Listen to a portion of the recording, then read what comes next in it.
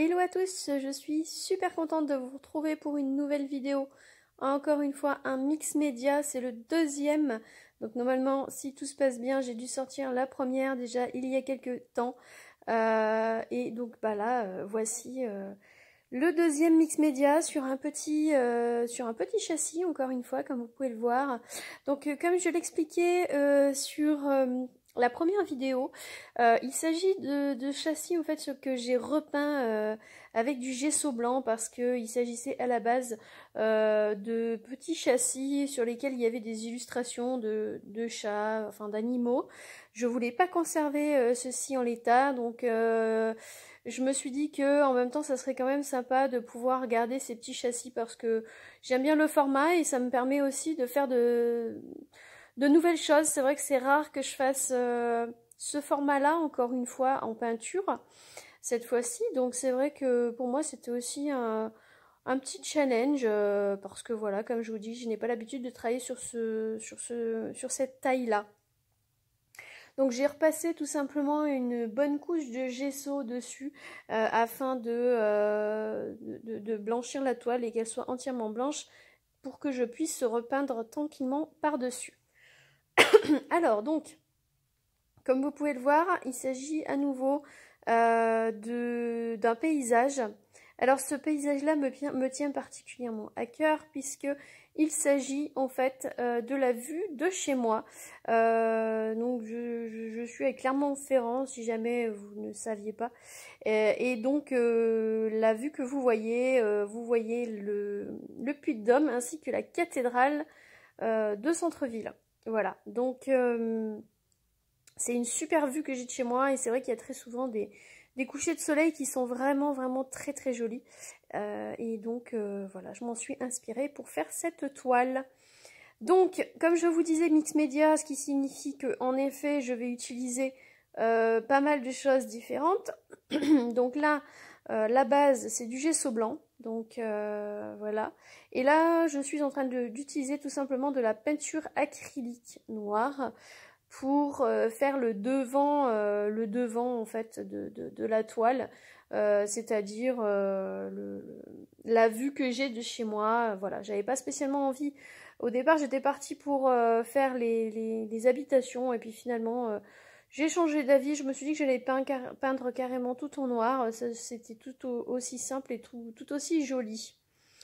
Donc la petite partie que je suis en train de peindre actuellement en fait c'est juste le toit de l'immeuble d'à côté en fait tout simplement, que je vois de ma chambre comme je vous le disais.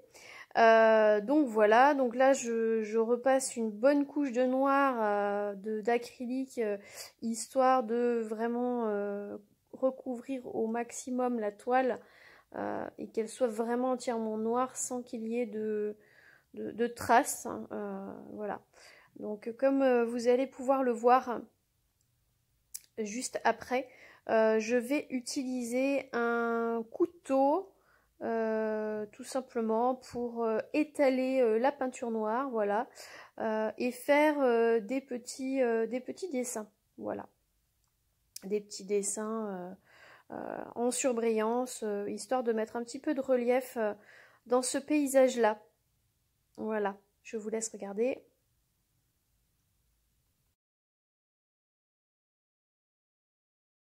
Alors, donc là, je passe à la mise en couleur de ce paysage-là avec mes fameux pastels gras. Comme je vous ai dit, c'est un mix média, donc le but, c'est vraiment d'utiliser un maximum. En tout cas, pour moi, je trouvais ça vraiment très fun et très créatif, en tout cas, d'essayer plein de mix média dessus, de types différents. Donc là, en l'occurrence, à majorité, j'ai utilisé du pastel gras, pastel à l'huile, par-dessus la peinture acrylique. Donc effectivement, normalement, la logique veut qu'on mette le gras sur ce qui peut être à l'eau par exemple, donc entre autres la peinture acrylique. Donc effectivement, dans un premier temps, on met d'abord l'acrylique et ensuite on met l'huile. Comme vous allez pouvoir le voir sur cette mise en couleur, comme je vous parlais de mix média, donc je ne vais pas forcément faire ça. Donc je commence en effet par poser mes pastels gras partout, que j'estompe au doigt essentiellement, voilà. Ou parfois ça m'arrive d'utiliser l'estompeur en papier, hein, comme vous avez pu le voir sur la première vidéo de Mix Media que je vous ai fait. N'hésitez pas à aller la voir si vous ne l'avez pas encore vue. Donc voilà, principalement je l'étale au doigt parce que je trouve ça plus sympa, puis bon, ça permet un petit peu de se lâcher entre guillemets sur la toile.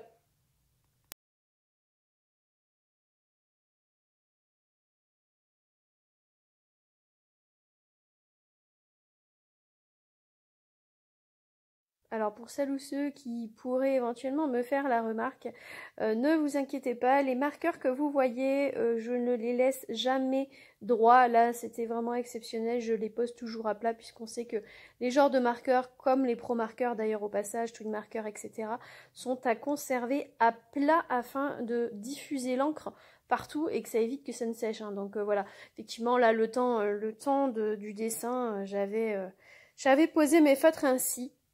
Bon, j'ai pas fait attention ce moment, je vous avoue. Donc voilà, donc là, estompage au doigt, essentiellement.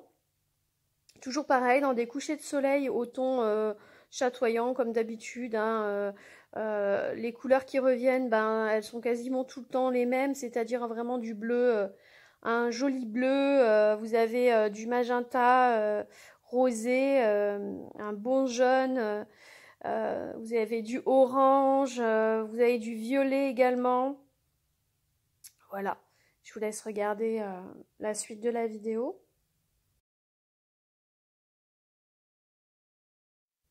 Alors là, je ne savais pas concrètement qu'est-ce que j'allais faire et puis j'ai trouvé que le rendu était super sympa vu que j'avais mis en fait de la peinture et fait des effets légèrement avec du relief sur la partie noire. Je me suis dit que j'allais reprendre en fait plus ou moins les couleurs que j'avais utilisées en sorte d'arc-en-ciel.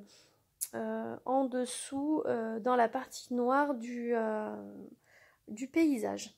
Donc là en fait je passe à un autre média qui est du marqueur pour textile clair à la base. Voilà.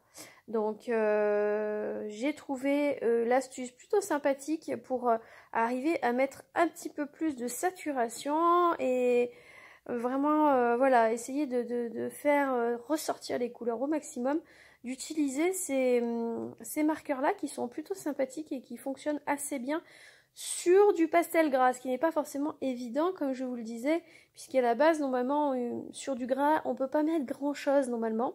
Mais comme vous allez pouvoir le voir là, je me suis vraiment lâchée pour le coup, et j'ai fait tout un tas de mélanges de médias, comme d'ailleurs dans la première vidéo que j'ai déjà sortie à cet égard. Donc voilà, peinture pour textile sur textile clair, hein, donc en fait finalement ils ne vont pas m'être très utiles et je me suis dit que finalement je pouvais les utiliser dans ce contexte-là parce que ça passe plus ou moins bien. Alors, je change ensuite à nouveau de média et je passe sur du Cetacolor, de la peinture pour textile à la base. Oui, oui, vous m'avez bien entendu, peinture pour textile. Vous pouvez d'ailleurs retrouver ces Cetacolor sur mes vidéos de customisation de vêtements. Si vous ne les avez pas encore regardées, n'hésitez pas à aller voir. J'ai fait une playlist qui s'appelle customisation justement. Ce sont des couleurs qui sont très iridescentes. Vous avez donc du doré, entre autres la première que j'ai passée. Là, il y a du violet qui est nacré également, du rose nacré. Bref, vous savez, si vous me connaissez un petit peu depuis le temps, que j'adore utiliser les médias qui sont iridescents. Voilà. Donc là, en l'occurrence, je passe à certaines zones. Vous allez voir le rendu final par rapport à ce que vous voyez là n'est pas du tout le même puisque là ça fait des reflets évidemment. Donc quand vous verrez la vidéo qui sera faite de face, vous aurez un résultat complètement différent. Comme vous voyez au fond, j'ai mon petit carnet de pastel gras que j'ai déjà filmé hein, sur celui-ci. Je me suis un petit peu effectivement servi de ce modèle-là parce que j'aimais beaucoup le rendu final. Donc je suis restée un petit peu dans ce style-là de coucher de soleil.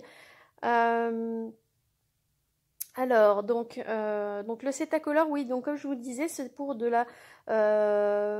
normalement, c'est pour du textile et c'est à passer au fer à repasser une fois que c'est sec avec un torchon pour fixer la peinture et ensuite vous pouvez le laver à 40 degrés en machine, tout simplement. Alors là, je réutilise à nouveau, oui, de la peinture acrylique noire pour venir noircir les contours comme si on mettait un espèce de filtre, vous savez, les filtres vignettes qui font des espèces de petites vignettes sur les côtés pour noircir les côtés. Donc voilà, j'ai repassé certaines zones avec un petit peu plus de noir à certains endroits.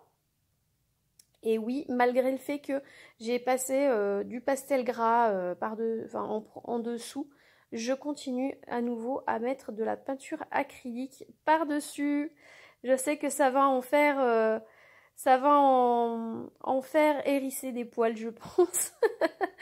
Pour les gens qui sont très traditionnels, je pense que ça risque effectivement de les surprendre. Voilà. Alors je rajoute par-dessus, parce que comme vous savez mon côté pailleté qui ressort, ainsi qu'iridescent, ben, j'utilise une gouache pailletée qui est qu'on appelle du glitter gel, donc je passe au doigt directement pour mettre des paillettes tout simplement à certains endroits. Donc par contre c'est de la gouache, hein, donc voilà, peinture qui est censée être à l'eau, donc oui en effet j'en mets quand même par-dessus tout ce mix média que j'ai utilisé avant. Donc voilà, comme je vous disais, hein, c'est une vidéo de mix média, c'est pas pour rien. Voilà, vous allez voir que le rendu final est plutôt sympa. C'est vraiment très flashy. Voilà. Et bien, je vous dis à très vite pour une prochaine vidéo. Ciao, ciao!